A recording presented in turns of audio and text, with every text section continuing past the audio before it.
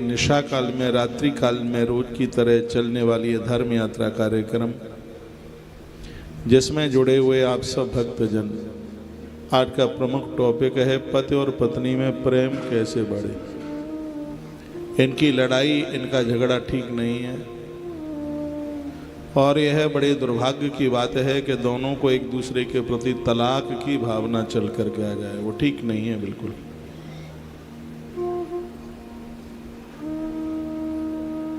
ये गुड्डा गुड़िया का खेल नहीं है। 7 भांबर 7 जन्मों तक का वायदा करती है। आइए इसी के ऊपर कुछ चर्चा कर लेते हैं।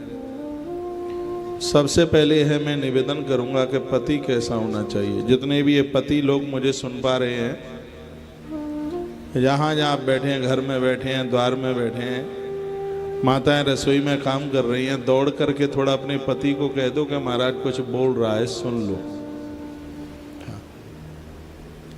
सारी गलतियां नारी के ही माथे पर थोप दी जाती हैं।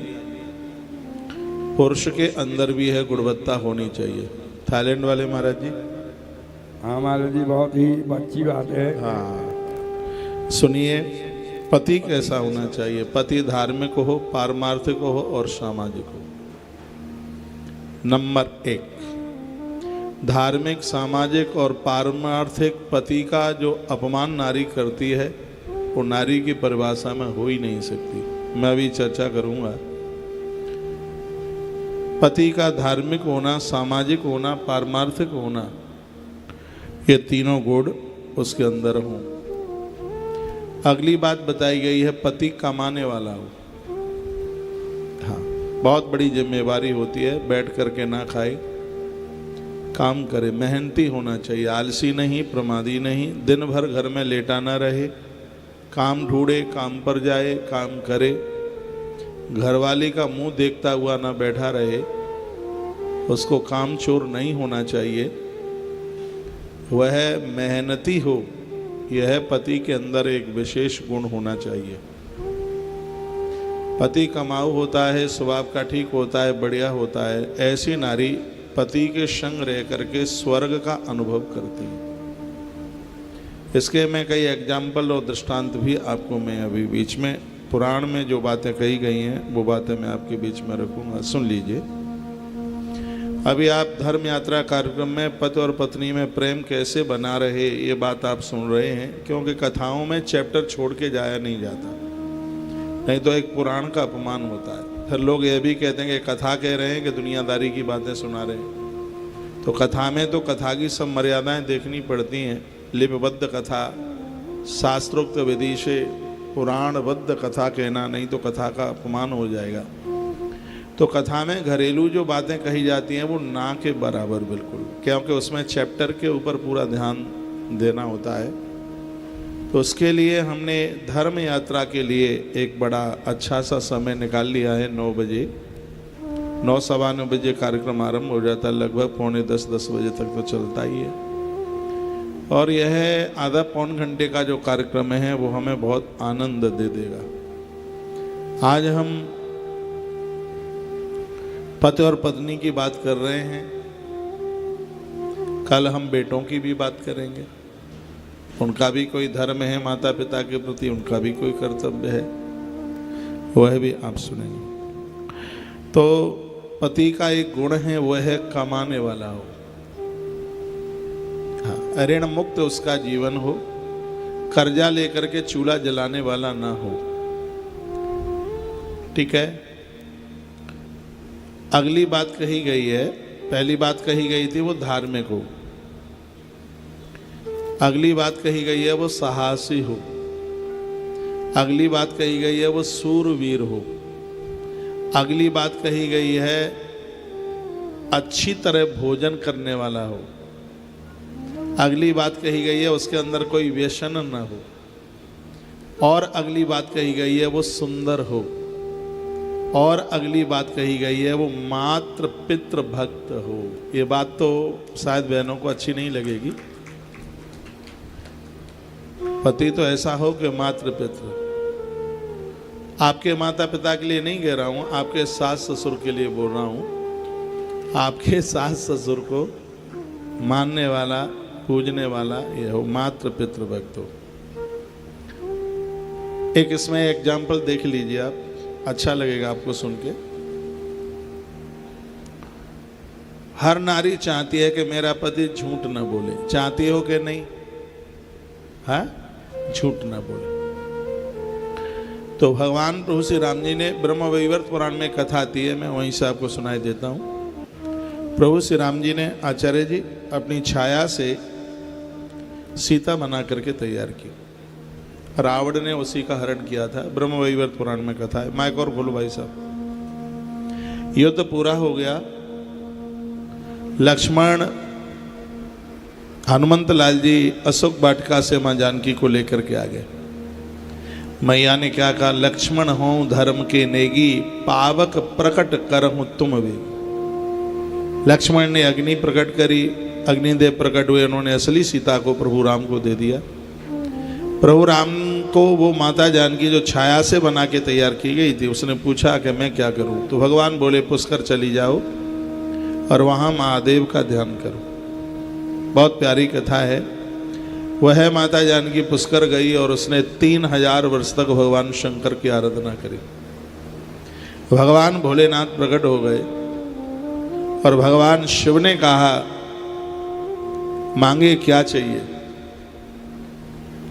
तो माता जानकी ने भगवान भोलेनाथ से कहा कि मुझे एक ऐसा पति चाहिए जिसके अंदर ये गुण हो।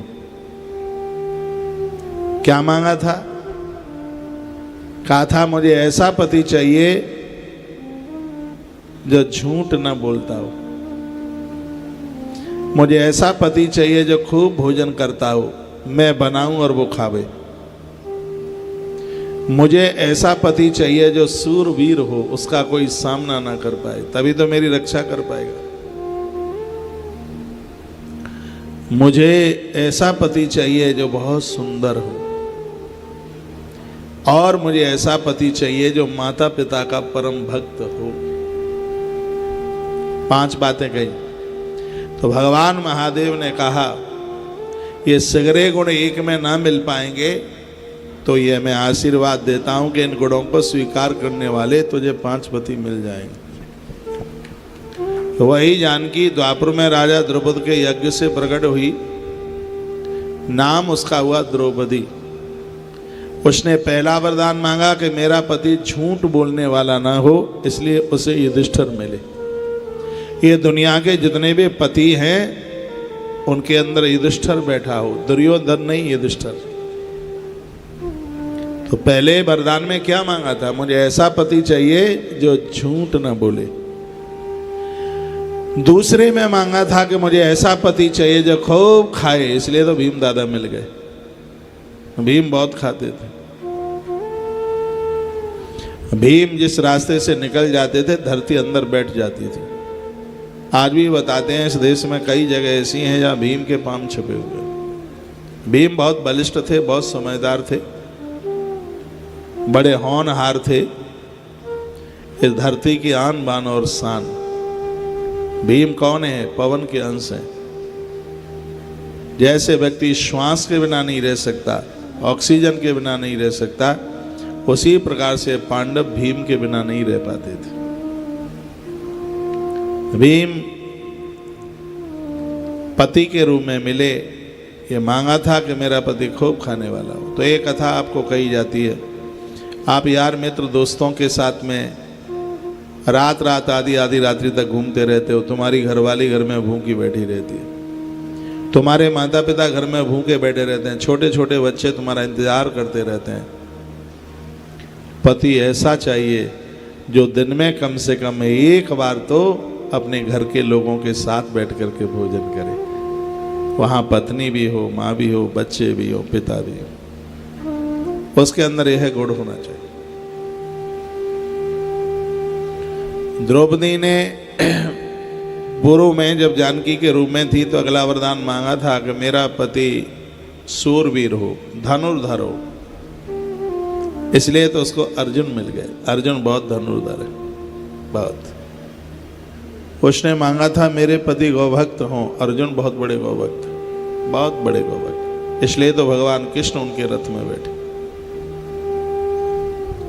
उसने अगले वरदान में मांगा था कि मेरा पति बहुत सुंदर हो, इसलिए नकुल, उस जमाने में नकुल से सुंदर कोई दूसरा था नहीं। वैसे भी हिंदी साहित्य में नकुल का अर्थ ही होता है सुंदर। नकुल बहुत सुंदर था। नकुल नेवला को कहते हैं। आपने नेवला देखा है? नेवला का मुंह कितना सुंदर होता है, छोटा सा होता है, इतना सा। नेवला बहुत सुंदर होता है। तो हर नारी चाहती है कि मेरा पति सुंदर हो। और मैं बराबर कहता भी हूं कि सिर्फ धन पैसा मन देखिए, बिटिया के लिए वर ऐसा देखिए कि तुम्हारे 100 रिश्तेदारों में अलग से दमके। कभी कभी बेटियां परिचय भी नहीं दे पाती, जोड़ी मिलती नहीं है, ऐसा लगता है। अब बेचारी वो तो कुकर पक्षी की तरह, कबला गैया की तरह, अपना तो कुछ चलता नहीं है। माँ बाबू जी जिसके हाथ देते बेचारी को उसके साथ जाना पड़ता। वर्तमान समय में मन मुताबिक बेटियां शादी करती हैं, इसमें समाज का एक बहुत बड़ा दोष रहा है और वही आज भोगना पड़ रहा है। पहले ऐसा होता था, बेटियां तो देखती नहीं थी, पर जो जैसे संबंध करके, अरे पंडित जी को भेज देते थे, नाऊ दादा को भेज देते थे, वही दोनों संबंध करके आ जाते थे। पहले ऐसा ही होता था। उम्र में इतना अंतर होता था, रूप रंग में इतना अंतर होता था, तो उसके खामियाजे आज समाज को भोगने पड़ रहे हैं। इसलिए कहा जाता है कि रूप रंग में भी ज्यादा अंतर ना हो, आयु में भी ज्यादा अंतर ना हो, जोड़ी दिखे कि हाँ जोड़ी मिली है। दरवाजे पर बर का अर्थ ही होता है कि तुम्हारे रिश्तेदारी में जितने वो सब में श्रेष्ठ हो, उसी को तो वर कहते हैं। वर मीन्स श्रेष्ठ, यह होना चाहिए, सुंदर हो। तो नकुल बड़े सुंदर हैं। अगली बात कही कि पति माता पिता का भक्त हो। सहदेव बहुत बड़े भक्त। इसलिए तो जब 12 वर्ष का जब वनवास हो रहा था पांडवों का, द्रौपदी ने अपनी सास कुंती के चरणों में प्रणाम किया। तो मां कुंता क्या बोली? कहा, बेटी द्रौपदी, ये तो मुझे 5 पुत्र अति प्रिय है, लेकिन मेरे सहदेव का जरूर ध्यान रखना, जो रात्रि को मेरे पाम दबाए बिना कभी सोता नहीं। तो यहां से जो मैं निवेदन कर रहा हूं, पति और पत्नी के अंदर क्या गुण होने चाहिए जिससे वो प्रेम पूर्वक रह सकते। बातें तो साधारण सी हैं, लेकिन गहराई बहुत है बातों में। और क्या गुण होना चाहिए? पति परिवार को समझने वाला हो, पति अपने सास ससुर की बड़ाई करने वाला हो, प्रशंसा करने वाला हो, उन्हें भी इंसान समझने वाला हो। लेकिन प्राय यह होता है कि इतने घमंडी लोग हो जाते हैं, कहते हैं तेरा बाप तो मंगता है, मांगने वाला है, ऊट पटांग बात करते हैं, यहाँ तक गालियाँ दे के बात करते हैं। इसी में परिवार बिखर जाते हैं। ये बिल्कुल ठीक नहीं है। दाता तो देखा जाए तो उस बेटी का ही पिता है। जिसने अपनी बेटी इस घर में दे दी है, तुम्हारे घर की वो वंश स्रोत बनी है, तो उस पति को चाहिए कि वह अपने पत्नी के पियर वालों का आदर करे। प्रभु राम से सीख लीजिए। जब महाराज जनक चित्रकूट चल करके आए और प्रभु राम को सूचना मिली कि हमारे ससुर साहब आए हैं, तो राम जी ने अपने गुरुदेव वशिष्ठ के चरणों में प्रणाम करके कहा, गुरुजी हम तो अनाथ हो गए हैं, पिता तो है नहीं, लेकिन हमारे लिए आप ही पिता हैं।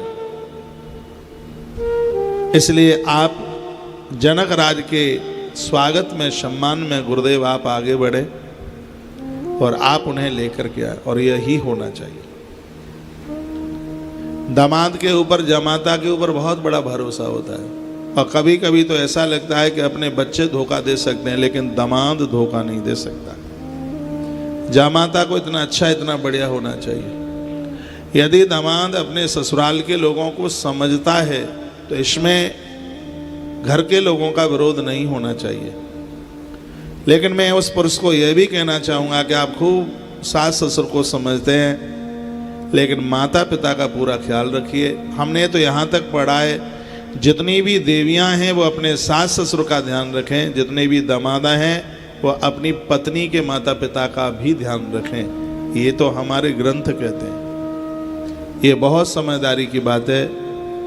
और मैं कहूँगा जो पुरुष कभी पत्नी के पियर वालों की बुराई नहीं करते, उनका परिवार कभी बिखरता नहीं है। वो भी तो इंसान है। उन्होंने अपनी बेटी तुम्हें दी है, कोई गुनाह नहीं किया। उन्हें भिखारी मत कहिए, उन्हें मंगता मत कहिए, उन्हें मांगने वाला मत कहिए। वो बहुत उदार हैं, जिंदगी भर देते ही तो रहते हैं। उनका आदर करना सीखिए, उनका मान करना सीखिए, फिर देखिए आपका घर कितना डेवलपमेंट होता है। लेकिन अकड़ ही कड़ी इतनी होती है कि सामने वाले को तो बंदा कुछ समझता ही नहीं, इसलिए सब बिखर जाता है। और आज के समय का ये बड़ा दुर्भाग्य है कि बेटे ने यदि दिन में 2 फोन ससुराल में कर लिए तो घर के लोग कहते हैं वो तो पत्नी का भगत है, उसे हमारी ज़रूरत क्या है। ये एक बहुत बड़ी दुविधा है। क्या 2 फोन करने से वो पत्नी का भगत हो जाएगा, वो ससुराल का भगत हो जाएगा? लेकिन नियति ठीक नहीं है, सोच ठीक नहीं है, सोच बढ़िया नहीं है ये, इसलिए उसके खामियाजा भोगने पड़ रहे हैं। सब दोष बहुओं को दिया जाता है, लेकिन उसमें बात कुछ अलग है।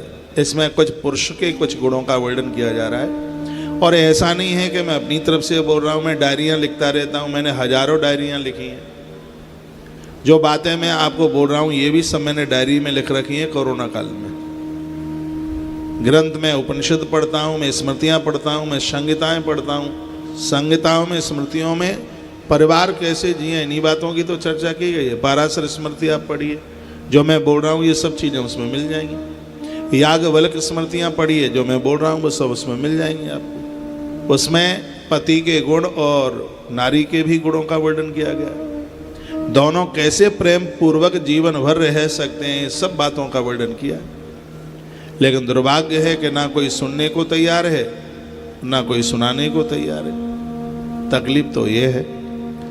तो कहा गया है कि पति परिवार को समझने वाला हो, अपने परिवार को भी और पत्नी के परिवार को भी समझने वाला हो। और अगली बात कही गई है वो उदार प्रवृत्ति वाला हो। छोटी छोटी बातों पर झंझनाने वाला नहीं कि कल तो दिया ही था, परसों तो दिया था, तेरा हाथ इतना खुला है, तूने तो हमारी नाक में दम कर दिया है। और हर समय झगड़े, हर समय कलह। आदमी, पति का अर्थ आप जानते हैं जो परिवार को पतित नहीं होने देता। पति एक वह ईश्वर है घर का, वो एक मुखिया है, वो सबको संभाल करके चलता है।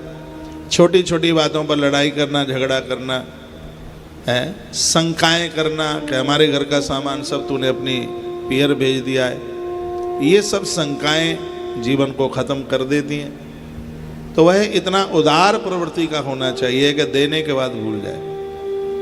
और बहनों के भी अभी मैं गुण बताऊंगा, जिसमें एक जगह वर्णन है कि जो देवियां ससुराल का सामान अपने मायके पियर भेजती हैं तो वो अपने पियर का भला नहीं कर रही, उनके लिए नरक का दरवाजा खुलवा रही हैं। यह भी तो हमारी संहिताओं में, स्मृतियों में वर्णन है। माइक और खोलिए। तो पति है वो पुरुष यानी उदार प्रवृत्ति वाला होना चाहिए। छोटी छोटी बातों पर इतना सनकी, इतना तो दिया था, कहाँ चला गया, तेरा हाथ इतना खुला हुआ है, हम तो कुछ कपड़ा खरीदते ही नहीं है, तुम मत खरीदो। लेकिन आपको व्यवस्था करनी होगी सामने वाले की। तुम 7 फेरे डाल करके लाए हो, सब व्यवस्थाएं करनी होगी तुम्हें। कभी कभी कहते तू बैठी रहती है, तू कुछ करती नहीं है, मैं इतना करता हूँ, मैं दिन रात करता हूँ। उसके पिता ने ऐसा ही तो पति देखा था जो दिन रात करने वाला हो, कमाऊ, बेरोजगार थोड़ी देखा था। और बार बार उसके ऊपर धौंस दी जाती है। कहा जाता है कि नाक में दम हो गई है, पूरा परिवार इन सब को जमाना चलाना, ये सब कहा जाता है। लेकिन यह सोचिए जो बच्चे पैदा हुए हैं वो तुम्हारे कुनबी के हैं, वो तुम्हारे अपने हैं, वो तुम्हारे वंशधर हैं, वो तुम्हें संभालने वाले हैं। उसका त्याग देखिए कि वो सबको छोड़ छाड़ करके तुम्हारे घर में आ गई है और पूरा जीवन तुम्हारे खानदान परिवार के लिए जी रही है। उसकी तो बड़ाई होनी चाहिए, उसकी तो भलाई होनी चाहिए, लेकिन होता उल्टा है। इसलिए परिवार बिखर जाते हैं। दुनिया की कोई भी स्त्री ससुराल छोड़ना नहीं चाहती, कोई भी। यदि वो ससुराल छोड़ना चाहती होती तो डोली में बैठकर वो आती ही नहीं। अपने माता पिता का धन पैसा खर्च करवाती ही नहीं, एडजस्ट नहीं कर पाते हैं आप, उसे समझ नहीं पाते हैं आप, उसे आदर नहीं दे पाते, उसे मान नहीं दे पाते, उसको अपने घर का मेंबर नहीं समझ पाते, उसे अपने घर का सदस्य नहीं समझ पाते। अभी मेरे पास कोई एक फैमिली आई थी, उसकी मैया बूढ़ी डुकरिया थी, उसके पुत्र वधू अपने पियर बैठी, उसके बेटे का इतना मन है कि मेरी घरवाली आ जाए, लेकिन वो बूढ़ी डुकरिया नहीं चाहती। कहते वो आएगी तो मैं घर छोड़ के चली जाऊंगी, मैं मर जाऊंगी, मैं नदी में कूद जाऊंगी, ये कर लूंगी वो कर लूंगा। मरासू रखी है, 78 साल की है, लेकिन अपने लिए वो अपने बच्चे का परिवार उजाड़ने के लिए तैयार है। और एक घर की नहीं, घर घर की कहानी हो रही है। तुम्हारी चापलूसी करे, तुम्हारी आरती उतारे तो वो ठीक है, तो मैं थोड़ा दो शब्द कह दे तो आपको बहुत बुरा लगता है। डोकरियों को बड़ा बुरा लग रहा होगा। सास का धर्म, बहू का धर्म भी बताऊंगा। मैंने धर्म यात्रा शुरू कर दी है, इससे बहुत बदलाव आएगा। मैं कोई भड़का नहीं रहा हूं, यह मुझे पता है कि तुम्हारा घर कैसे संभल सकता है। मैंने ग्रंथों में बिखरे हुए परिवारों को संभलते हुए पढ़ा है, तो उन सूत्रों का मुझे मालूम है। एक सबसे बड़ी दिक्कत जो मेरी बहनें अब सास बनने वाली हैं, अपने बच्चों का तभी विवाह करना जब तुम दूसरे की बेटी को अपने एडजस्ट कर पाओ, उसे अपनी बेटी की तरह समझ पाओ, तो ही। नहीं तो किसी की बेटी तुम्हारे घर में आवे और वो बेचारी झुलसती रहे। मुझे तो लगता है कि घर में आने वाली बहुओं को दिक्कत परेशानी है, तो मुझे लगता है कि ये भी कोई साधारण अपराध नहीं है, ये भी बहुत बड़ा अपराध है। तो कितनी सुंदर बात कही है कि पति है वो उदार प्रवृत्ति वाला होना चाहिए, झगड़ा करने वाला छोटी छोटी बातों के पीछे है। थोड़ा सा कुछ खर्चा हो गया, उसने थोड़ा अपने मन के हिसाब से थोड़ा खरीद लिया, थोड़ी साड़ी ठीक सी खरीद करके ले आई, आप लड़ने को तैयार हो गए। खुद इतना भले ही चाहे जो खर्चा करते हैं ऐसा हो जाए, ऐसा नहीं हो। उदार प्रवृत्ति वाले बनिए। जिस घर में नारियां प्रसन्न रहती हैं, उस घर में 365 दिन दिवाली रहती है, यह भी वर्णन है। उस घर को माँ लक्ष्मी कभी छोड़ करके नहीं जाती, क्योंकि जहां सुमति तहां संपत्ति नाना। आप बाजार में जाते हैं, खाने पीने की चीजें आप लेके आते हैं, ज्वाइंट फैमिली है, अपने भाई के भी बच्चों को लेकर के आइए, उसके लिए भी लेके आइए। खाली हाथों बाजार से कभी आइए मत। तेल, साबुन, सोडा, खाने पीने की चीज़ें, ये सब भर करके लाइए। और मैं कहूँगा कि धन दुर्गुणों पर खर्च किया जाता है, तभी धन में कमी आती है। परिवार के भरण पोषण में आप धन खर्च करते हैं, कभी कोई कमी नहीं आती। ये हमने अनुभव करके देखा है। हजारों लोग रोजाना तुलसी वन आश्रम में जीमते रहते हैं, हजारों लोग गौशाला में जीमते हैं। उधर मंडला में गौशाला, वहाँ की भी खर्चा है। जहाँ मैं होता हूँ वहाँ भी भंडारा चलता रहता है। यहाँ तो कहीं कोई कमी नहीं आती। अब ये थाईलैंड वाले महाराज जी कह रहे थे, महाराज जी बड़ी जोर से भीड़ लगी है भोजन करने वालों की। मैंने कहा यह मेरा भाग्य है, भाग्य है। बैद्यनाथ तो इतना बड़ा है बाबा धाम, प्रभु ने हमें बुलाया ही इसलिए है। कथा तो चाहे जहाँ से सुनाते रहते, वृंदावन होते तो वहाँ से सुनाते रहते। यह तो उनकी कृपा है। अपनी सोच को ठीक रख लें, बरकत नहीं रुकेगी कभी भी, कभी बरकत नहीं रुकेगी। उदारता आपके मन में हो। आप बिजनेस चलाते हैं, फैक्ट्री चलाते हैं, आप दुकान पर बैठते हैं, कितना सा खर्चा होगा। उन लोगों को अपना मानिए। तुम्हारे यहाँ 4 लोग रहते हैं, 5-7 समोसा ले आइए, कभी उनके लिए मीठा ले आइए। वो नौकर कभी तुम्हें छोड़ करके नहीं जाएगा। तुम्हारा 20 रुपए का समोसा खाएगा, 200 रुपए का काम करके जाएगा। मेरी तो लाइन दूसरी है, तुम्हारी भी लाइन में होता तो कंपनी फेल नहीं होने देता कैसे भी। जो आदमी आ जाता वो लौट करके बाहर नहीं जाता, कभी वापस नहीं जाता। उन सूत्रों का हमें पता है। आप सनकी इतने होते हैं, इतना कंजूसता की भी एक हद होती है। 50 रुपया खर्च नहीं कर सकते, 5000 का नुकसान भले ही हो जाए, समझदारी इतनी होती है। इंसान के अंदर उदारता होनी चाहिए। उदार मन से जीवन जिए। फिर आप देखिए कि प्रकृति तुम्हारा कितना सहयोग करती है, प्रकृति तुम्हारा कितना साथ देती है। अगली बात निवेदन की गई, एक पति को पति होने से पहले एक अच्छा इंसान होना चाहिए। ये बहुत बड़ी बात है, तराजू में तौलने के लायक बात है। एक पुरुष को पति होने से पहले एक उसे बढ़िया सा इंसान होना चाहिए। घर वाली बीमार बनी रहती है, फोन करती रहती है, कहती है माथा दुख रहा है, पाम दुख रहा है, बहुत दिक्कत परेशानी, अब मुझसे कष्ट सहन नहीं होता। तो क्या कहता है, अपनी मैया के घर चली जा, अपने पियर के घर चली जा। यह है जवाब पुरुषों का होता है, मैंने सुना है। वो समय नहीं दे सकते, वो उसको अपना नहीं समझ सकते, वो भाभी टालना चाहते हैं, कहते हैं अपनी पियर चली जा। ये कोई जवाब है ठीक सा? इसलिए हमारे महापुरुष कहते हैं कि पति बनने से पहले एक अच्छे इंसान बनिए, डॉक्टर बनने से पहले एक अच्छे इंसान बनिए। कोई बेटा कोटा पढ़ने को जा रहा था, किसी घर में था, मैं हवन में बैठा हुआ था, मेरा हवन पूरा हो गया था, ऐसा लट्ठ की तरह खड़ा था, ना झुकना ना कोई प्रणाम, मुंह भरा हुआ था, पता नहीं गुटखा सिगरेट क्या खाए था, वो मुंह में क्या लगाए हुए था। तो उसका पापा प्रसन्न होकर के कह रहा था, कहता महाराज जी ये बंसल कोचिंग में, अब कोई होगी कोटा में कोई बंसल कोचिंग, ये वहाँ पढ़ने के लिए जा रहा है, ये बहुत बड़ा इंजीनियर बनेगा।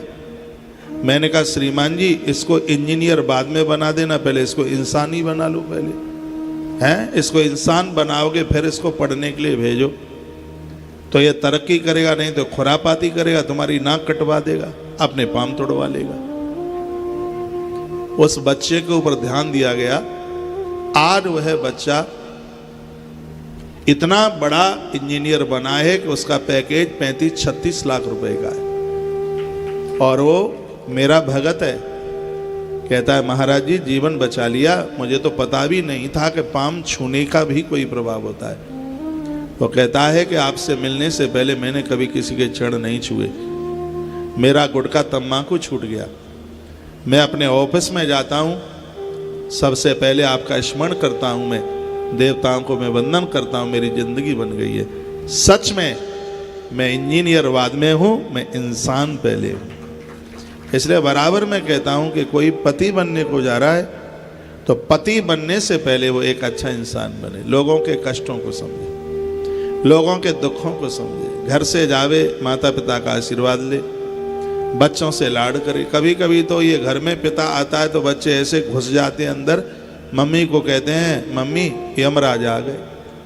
स्वभाव इतना तीखा होता है, ऐसा बिल्कुल नहीं होना चाहिए। घर में नौकरानी की इज्जत होती है लेकिन घरवाली की इज्जत नहीं होती, ऐसा क्यों? उसके पिता ने कोई गुनाह तो नहीं किया है अपनी बेटी देकर। जो अच्छे सच में अच्छे इंसान हैं वो अपनी पत्नी की कदर समझते हैं। एक एग्जाम्पल सुनाऊं, पत्नी कैसी और पति कैसा हो। अब ये इसमें ग्रंथ की बात ले लीजिए, रामायण। रामायण हमें जीवन देती है। प्रभु राम और माता जानकी दंडकारण्य के रास्ते पर हैं, केवट की नाव से पार हुए, गंगा का पूजन किया। पूजन करते समय माँ बोली कि मैं अपने देवर के सहित, यहाँ ये संस्कृति है। आज के समय में कोई देवर का ध्यान करेगा, कोई जेठ का ध्यान रखेगा?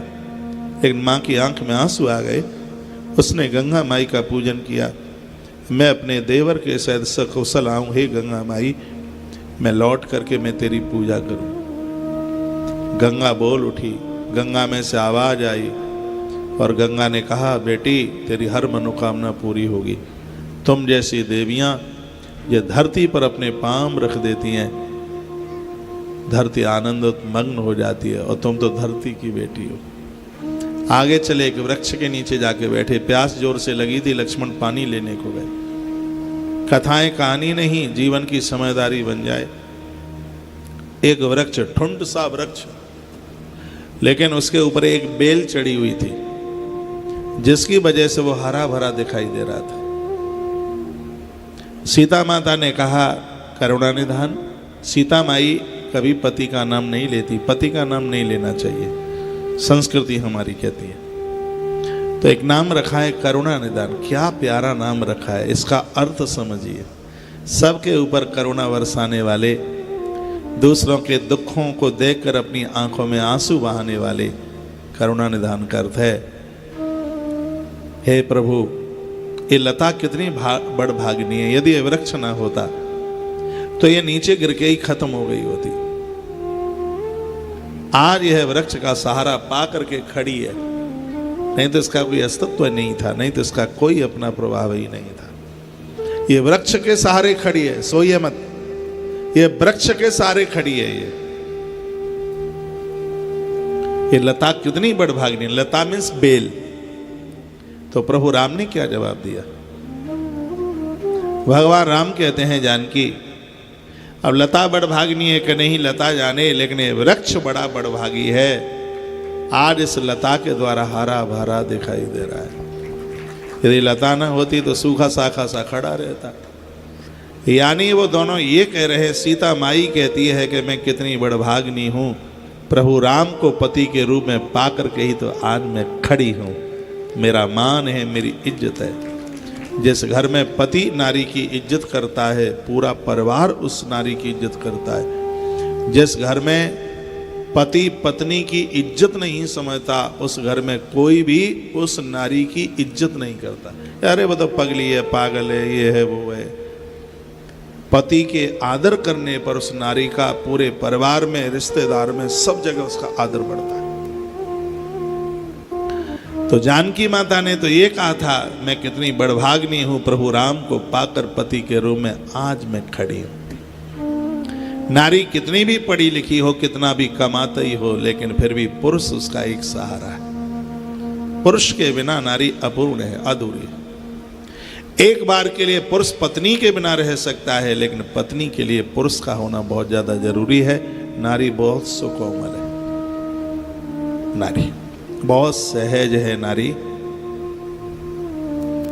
नारी इस धरती की एक बहुत बड़ी संपदा है, कीर्ति है इस धरती की, इस धरती की रौनक है, इस धरती का श्रृंगार है, इस धरती का वैभव है।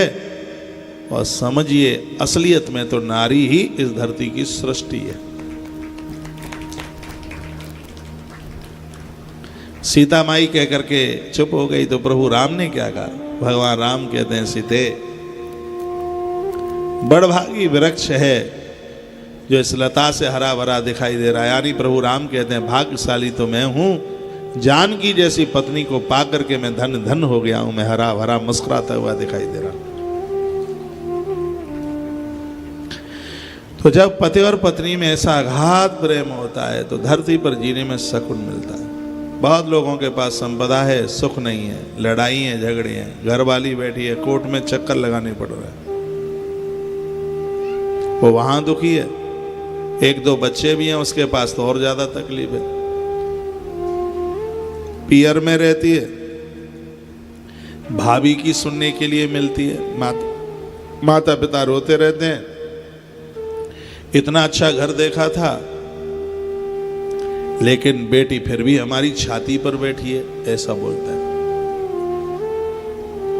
बड़ा मुश्किल होता है। आज का टॉपिक बेहद गंभीर है और मनुष्य को इंसान बनाने वाला भी है।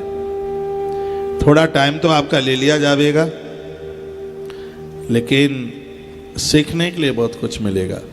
तो क्या सुंदर बात कही है, एक दूसरे का आदर करना सीखिए।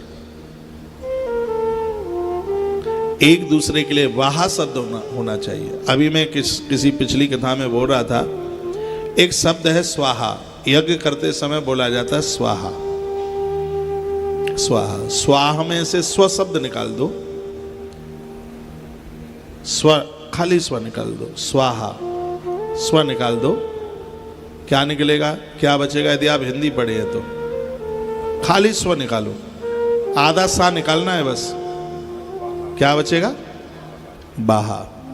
परिवार तब चलते हैं जब परिवार में कोई काम कर रहा है उसके लिए कहते हैं वाह। बूढ़ी माताओं, तुम्हारी बहू सुबह से लेकर के शाम तक लगी रहती है। तनख्वाह लेने वाले लोग भी इतना काम नहीं करते। शाम को सोने से पहले इन बहुओं के लिए वाह शब्द निकल जाया करे कह दिया करो बेटी धन्य है तेरी माँ जिसने तुझ सपूतनी को जन्म दिया है। मेरा घर धन्य धन्य हो गया है तुझे पाकर। माँ कौशल्या के यही शब्द होते थे, माता कौशल्या यही बोलती थी।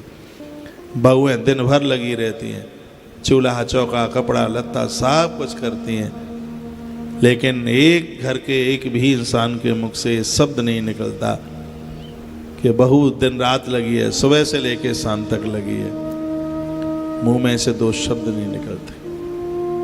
कभी ये पुरुष भी अपनी पत्नी का धन्यवाद करे और ये कहे कि तुमने मेरे परिवार को सच में कैसे संभाल रखा है।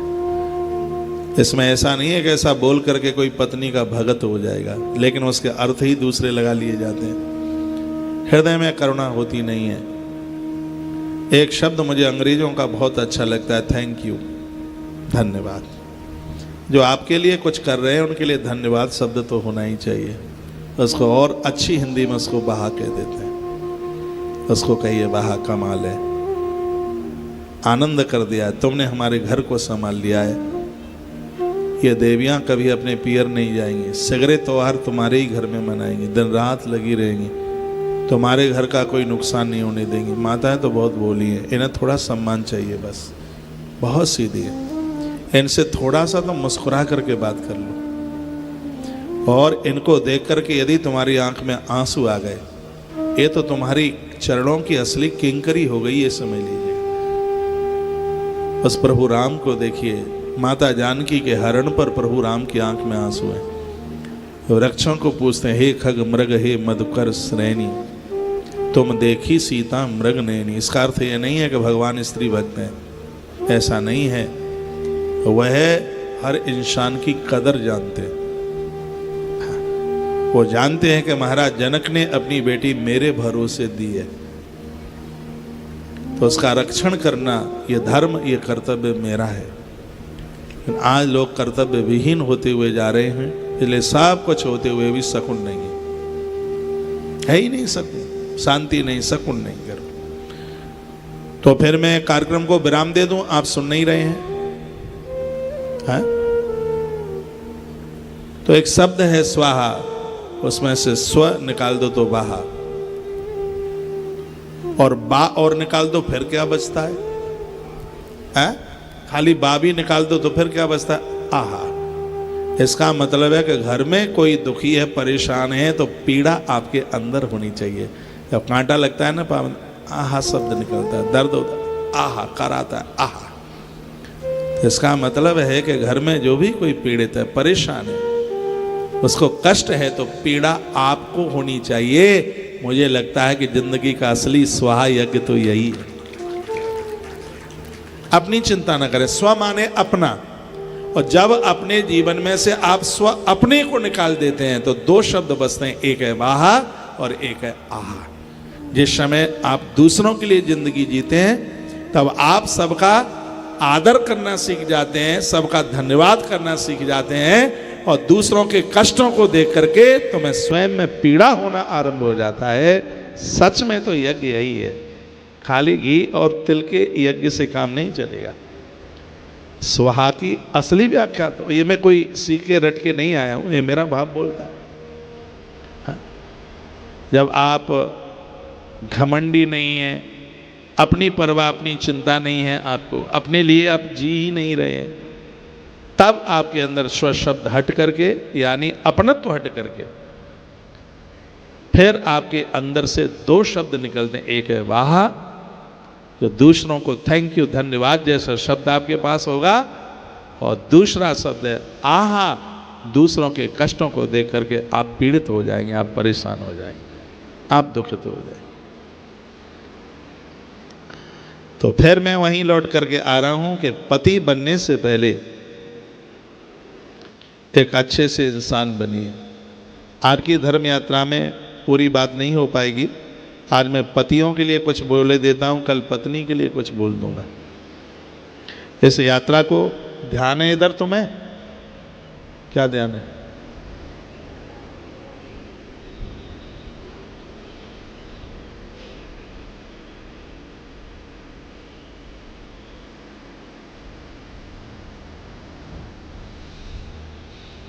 मुझे विश्वास है कि यहां से कहा गया, आप बैठिए उधर, बैठे उधर,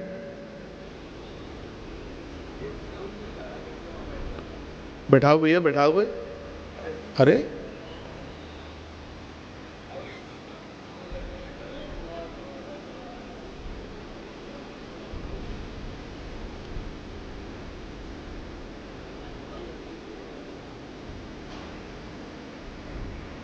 तो मैं निवेदन कर रहा था, पति बनने से पहले एक अच्छे इंसान बनिए, फिर देखिए आपका घर कितना सुकून में जीता है, कितना आनंद होता है।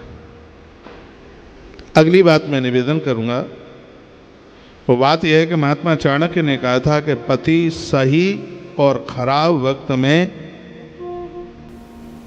अपनी घरवाली का साथ न छोड़े, बहुत ज्यादा जरूरी है। कभी तुम कितने भी करोड़पति हो, सात भामर पढ़ करके आई हैं, गुड्डा गुड़िया का खेल नहीं है ये, ऐसा नहीं है। भैंस बकरियां नहीं है कि खरीद के ले आए और बेच दिया ले जाकर के हाट में। इन संबंधों की कदर करना सीखिए, इनको समझिए। इनको हमने पढ़ा है, जो बहुएं अपनी ससुराल से अपने पियर बैठी रहती हैं, सास ससुर को भी इसका बहुत बड़ा अपराध लगता है, बहुत बड़ा अपराध। बच्चों को जन्म दे देना, बड़ा कर दे देना, यहीं से फर्ज पूरे नहीं हो जाते हैं। आदमी जीवन के अंतिम श्वास तक अपने फर्ज को निभाता है। बाजार जाएं, एक बार घर में ये बोल के जाइए, मैं बाजार जा रहा हूं, कुछ चाहिए तो नहीं किसी को। और मैं अपनी बहनों को निवेदन करना चाहूंगा, खर्चे कमाई के अनुसार करें। वैसे भी कहा जाता है, ताकत गुस्सा ज्यादा ताकत कम, ये हैं लक्षण पिटने के, और खर्चे ज्यादा इनकम कम, ये हैं लक्षण मिटने के। पत्नी वह है जो पति के मान अपमान को, सुख दुख को अपना समझती है। तो ऐसा नहीं कि उसने कहा तुमने लिस्ट बना करके देखी थी, एक झमला ले आना और ऊंची एड़ी की चप्पलें लेके आ जाना और ये बढ़िया सूरत वाली साड़ी लेकर के आ जाना, बहुत दिन से गोलगप्पे नहीं खाए हैं, हाँ थोड़ा ये भी ले आना, थोड़ा वो भी ले आना, पर्चा। बेचारे को रुपये 8,000 मिलते हैं, पर्चा हर 15 दिन में 15,000 का पकड़ा देते हो, तो इंसान के लिए जीना भी बड़ा मुश्किल हो जाएगा। नारी वो है जो हर स्थिति परिस्थिति में अपने पति का संग नहीं छोड़ती। और एक बात मैं और आज के प्रोग्राम में मैं आपको निवेदन करूंगा, भाई जैसी सत्ता नहीं धरती पर, समय आने पर हो सकता है भाई संग छोड़ दे, लेकिन अच्छे माता पिता की जो बेटी तुम्हारी पत्नी बन करके आई है, तुम्हारी छाप तुम्हारा संग छोड़ देगी, लेकिन तुम्हारी घरवाली तुम्हारा संग नहीं छोड़ेगी। ये बात माता सुशीला ने अपने पति सुदामा को कही थी।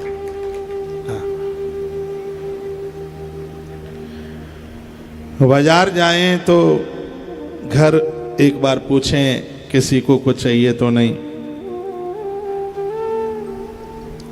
पति को चाहिए झूठ ना बोले। कभी कभी जाना कहीं होता है और बोल कहीं के लिए देते हैं, ये बिल्कुल भी ठीक नहीं है, बढ़िया नहीं है।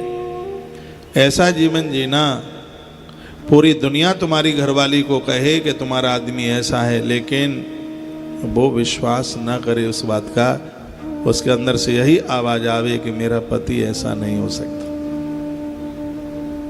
हाँ। ऐसा जीवन जीने की जरूरत है। जब भी आप घर से बाहर जाते हैं, दुकान पर जाते हैं, फैक्ट्री जाते हैं, ऑफिस जाते हैं, जाते समय एक बार अपनी पत्नी को अपने गले से लगा करके जाइए, उसके सिर के ऊपर हाथ रख करके जाइए, फिर आप देखिए आपके घर में बरकत कितनी होती है। ये साक्षात लक्ष्मी है, ये नारायणी है। इसकी प्रसन्नता से ही आपके घर में बरकत होती है। इससे आप कभी लड़के मत जाना, इससे आप कभी झगड़ के मत जाना। ये तुम्हारी घर की रीढ़ की हड्डी है, इसको पता है कि घर कैसे संभलता है। क्या अच्छी बात चाणक्य ने कही, जो मैं आपके बीच में निवेदन कर रहा हूँ। घर से जब भी आप जाते हैं, माता पिता के चरण छू करके जाइए।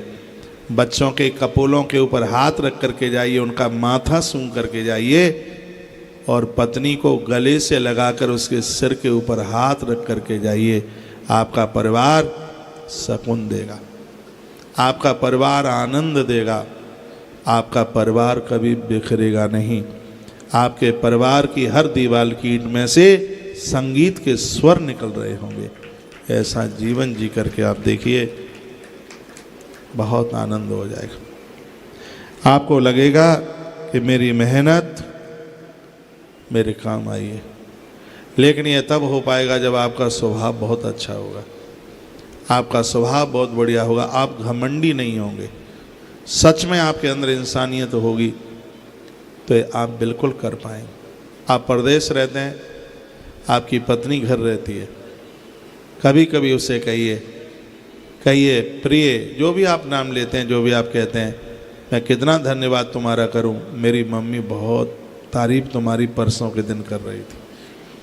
वो तुम्हारी मम्मी की सेवा भी ना करती हो तो भी उसका दिमाग मुड़ जाएगा बिल्कुल। लेकिन तुम मानोगे नहीं, तुम गालियां दे के फ़ोन पर बात करोगे, क्यों तेरी इतनी हिम्मत, मम्मी को तूने परेशान किया, वो फूट करके रो रही थी। तुम्हारा लफ्ज यही होगा, तुम ऐसे ही बोलोगे। ऐसा नहीं होना चाहिए बिल्कुल भी। ऐसा जीवन जीने की कोशिश कीजिए कि आप अपने परिवार को सुकून दे सकें, अपने परिवार को प्यार दे सकें। सच मानिए, आपकी पत्नी को आपकी दौलत की ज़रूरत नहीं है, आपकी पत्नी को आपके प्यार की ज़रूरत है, आपके लाड़ की ज़रूरत है। तो वो आपसे स्नेह मांगती है, वो आपसे लाड़ मांगती है, वो आपका साथ मांगती है। और ऐसा जरूरी नहीं है कि फिजिकल ही आप उसके पास हों। और ये बहुत होता है, शरीर से आदमी कहीं होता है, लेकिन दिल दिमाग से वह अपनों के पास होता है। और सच्चा प्रेम तो वह है जो एक बार के लिए फिजिकल में ना हो, यानी शारीरिकता से ना हो, लेकिन मन से हो, भावनाओं से हो। भावनाओं की बहुत कदर होती है। यदि व्यक्ति फिजिकल स्थिति में, तो फिर तो वो कुछ कर ही नहीं पाएगा, ना कमा पाएगा, मकान नहीं बना पाएगा, कैसे बच्चों को पालेगा। जो लोग शरीर से दूर रहते हैं, मैंने माँ उर्मिला के चरित्र में पढ़ा है, लक्ष्मण शरीर से वनवास की यात्रा में है, लखन अपने एक मन से उर्मिला के पास है। उर्मिला का अर्थ ही है जिसका हृदय अपने पति से मिला है, उसी को तो उर्मिला कहते हैं उसको तो। और मैं उन बहनों को कहना चाहूँगा, तुम्हारा पति शरीर से तुमसे कोसों दूर है, वो मिलिट्री में, वो फौजी है, वो देश की सीमा पर है, लेकिन उसका मन तुम्हारे मन से मिला है, तभी तो आप उर्मिला हैं। आप उसकी कदर करना। ये बातें मैं कल निवेदन करूँगा, आज मैंने पुरुषों के लिए कुछ निवेदन किया है। 10 बजने को हो रहा है या बज गया होगा, तो पति को चाहिए, आप दूर रहते हैं, 2-1 आध दिन में फोन कर लीजिए, समाचार ले लीजिए, इससे आपका परिवार बना रहेगा। थोड़ा युग के हिसाब से भी जीना है। इसमें घर के लोगों का विरोध नहीं होना चाहिए, माँ बाबू जी का विरोध नहीं होना चाहिए। उन माता पिता को खुशी होनी चाहिए कि आपका परिवार बसे, आपके बहू बेटे शांति से रहे, संतोष से रहे, प्रसन्न रहे, तभी तो आप ठीक से तीर्थ यात्रा कर पाएंगे। ये लठियाँ चलाएंगे, ये युद्ध करेंगे, तो फिर आप नहीं पहुँचोगे वैद्यनाथ, ना पहुँचोगे सोमनाथ। कौन निकलने देगा घर से बाहर? ये प्रसन्न रहेंगे, तब ही आपका भजन पूजा पाठ में ज़्यादा मन लगेगा। तुम्हारा बेटा दूर है, उसकी घरवाली घर में है, आपके पास है, अपनी बेटी से ज़्यादा उसको समझिए, उसे इतना लाड़ दीजिए, इतना दुलार दीजिए। यदि इन बहुओं को तुमने प्रसन्न कर लिया तो जिंदगी में तुम्हारा बेटा तुमसे दूर नहीं जा पाएगा। और याद रखना, अपने बेटे को तुम कब्जे में नहीं ले पाओगे, लेकिन तुम्हारी पुत्र वधू के बिना वो हिल भी नहीं पाएगा। आज की स्थिति ऐसी है। आप चाहते हैं कि बुढ़ापे में हम अपने बेटे के साथ, बच्चों के साथ रहें, तो आपको अपने आप को बदलना पड़ेगा। वो पुरानी बातें निकल गई हैं, जमाना बदला है, तो मैं भी अपने आप का परिवर्तन करना पड़ेगा। पुरानी चीजें खाने पीने वाली नहीं रही, पुरानी बातें नहीं रही, पुराने संस्कार नहीं रहे, बदलाव लाना पड़ेगा। और जो अपनी उसी धुन में लगे हैं, बस वह आज के समय बिखर रहे हैं। थोड़ा बदलना पड़ेगा, थोड़ा बदलाव लाना पड़ेगा। अगली बात मैं निवेदन करना चाहूँगा कि पुरुष को चाहिए वह अपनी ससुराल की इज्जत समझे। छोटे छोटे तुम्हारे पत्नी के भाई है, जो आपके रिश्ते में जो लगते हैं, आपको पता ही है, उन्हें अपने बच्चों की तरह उनका ख्याल रखिए, उन्हें लाड कीजिए, उन्हें दुलार कीजिए, उन्हें भिखारी मत मानिए। वो तुम्हारे खानदान का, वो परिवार वंश स्रोत है। उनकी इज्जत करना सीखिए। जिस पुरुष ने घरवाली की पियर को मान दिया है, हमने राम जी के प्रसंग में पढ़ा है, उसका परिवार कभी खुरदुरा नहीं हो सकता, उसका परिवार कभी बिखर नहीं सकता। और अगली बात मैं कहना चाहूँगा, खर्चा करने के बाद कभी आप घर में झगड़े मत कीजिए। और मैं तो यहाँ तक कहता हूँ कि घरवाली से हिसाब मत लीजिए। ये बहनें बहुत समझदार हैं, फालतू खर्चा करेंगी ही नहीं। हाँ, यह पति के अंदर होने वाले कुछ गुणों का वर्णन किया है। कल कुछ ऐसी बातें होंगी जिनको आप सुनेंगे जो गुण पति और पत्नी दोनों के अंदर हों। कुछ ऐसी बातें हों जो विशेष रूप से नारियों के अंदर हों। और मैं निवेदन करना चाहूँगा, आप कितनी भी पढ़ी लिखी हो, कितना वैभव तुम्हारे पास हो, यदि पानी नहीं है तो नदी का कोई अस्तित्व नहीं है, प्राण नहीं है तो देह का कोई अस्तित्व नहीं है, और पति नहीं है तो पत्नी का भी कोई अस्तित्व नहीं है। जिय बिन देह नदी बिन वारी, तैसे ही नाथ पुरुष बिन नारी। कल की बात यहीं से आरंभ होगी। बहुत बहुत धन्यवाद आपका, आपने बहुत समय दिया। परिवार सुख में कैसे जिए, कुछ बातें आज आपने सुनी है, कुछ बातें कल आप सुनेंगे। थोड़े से मैं आपके मैसेज भी पढ़ूंगा जो आपने मेरे फ़ोन में लिख करके भेजे हैं, वह मैं पढ़ रहा हूँ। और आपने खूब बड़ाई की है। संगीता शर्मा बहन, आपने लिखा है जय हो, बहुत बढ़िया टॉपिक। रोज़ाना ऐसे ही टॉपिक आप सुनेंगे, समय निकालकर परिवार के साथ बैठ कर के सुनिए, सबके ऊपर इस बात का असर होगा। मेरी प्रवचन में ऐसी कोई बात नहीं होती कि पिता और बेटी बैठ कर के न सुन पाएँ, माँ और बेटा बैठ कर के सुन ना पाएँ। मेरी कोई ऐसी लफ्ज नहीं है, मेरी कोई ऐसी भाषा नहीं है। हम लोग मर्यादित जीवन जीते हैं और मर्यादा के साथ ही बात करते हैं। पूरा परिवार बैठ कर के इन बातों को सुनेगा, बहुत आनंद होगा। आपका परिवार आनंद में जिए। ईश्वर के चरणों में, बाबा बैद्यनाथ के चरणों में मैं ऐसी प्रार्थना करता हूँ। आज मैंने पुरुषों के लिए कुछ बातें निवेदित की हैं। मेरी बात का कुछ गलत सार मत निकालना, मैं आपके पक्ष में हूँ, क्योंकि मुझे पता है कि आप बहुत मेहनत से पैसा कमाते हैं। सुबह जाते हैं, रात को देर में लौटते हैं। सड़क पर इतनी भीड़ होती है, इतना व्हीकल होता है, इतना जाम होता है। बिल्कुल अपनी ज़िंदगी को हाथ की हथेली के ऊपर रख कर के निकले हो परिवार चलाने के लिए। मुझे मालूम है, आप जानते हैं कि मेरे बच्चे दुखी ना रहें, मेरी पत्नी किसी के सामने हाथ न फैलाए, मेरे माता पिता भी अति प्रसन्न रहें। आप ऐसा ही जीवन जीने की कोशिश कर रहे हैं। ईश्वर से मैं प्रार्थना करूंगा, आप अपने सुखद जीवन को जीने में सफल हों। भगवान के चरणों में मेरी प्रार्थना है, आपकी हर अंधियारी रात पूर्णिमा की चांदनी में बदल जाए। ईश्वर के चरणों में मेरी ऐसी प्रार्थना है। आप अपना